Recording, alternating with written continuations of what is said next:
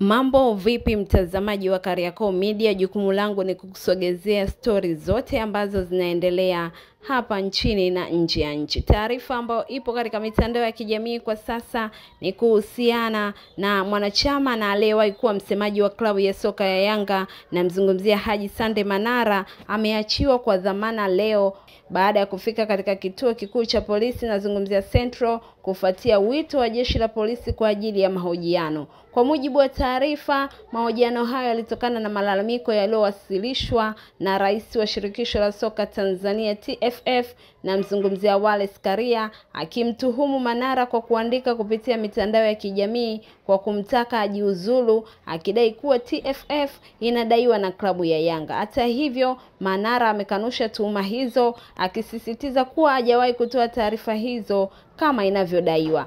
Baada ya mahojiano hayo, Manara aliachiwa kwa dhamana, huku uchunguzi wa swala hilo ukiendelea. Bado tutaendelea kukuletea story mbalimbali zinazoendelea.